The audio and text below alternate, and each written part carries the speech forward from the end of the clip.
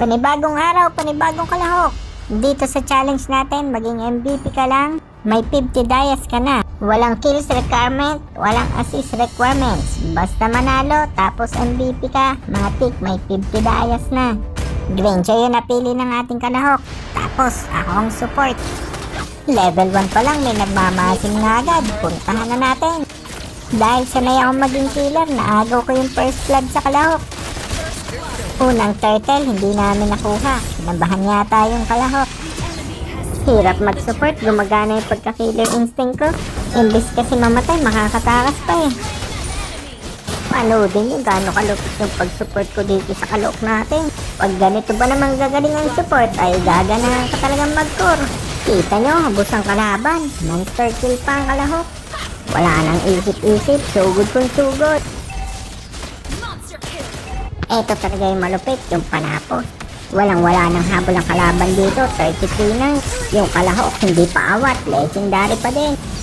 Panoodin nyo ang gagawin pagpasok ng tatlo sa akin dito. Ang mali nila, sa akin nila binuhos yung skill nila.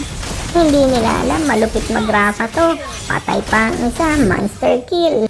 Patuloy pa din ang bakbakan, hindi pa rin papigil ang kalahok. Bumaril na ng bumaril kung saan na lang lumilipad yung bala.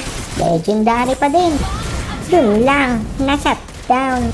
Madedeath pa kaya nila to, dalawa na lang ang natitira. Tingin ko, hindi na.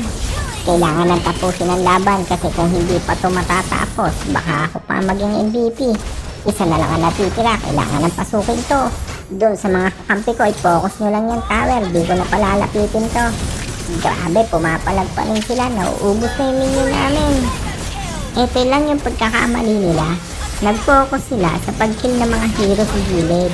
Sana pumunta sila sa gitna. Yun o. Nakapasok na yung minion, saka pa lang sila bumakap, dun sila natalo. Lupit ng assist ko dito, 20, may 8 kills pa. Yun na nga, nanalo ang kalahok na walang kahirap-hirap. Munti ko nang maagaw, buti na lang.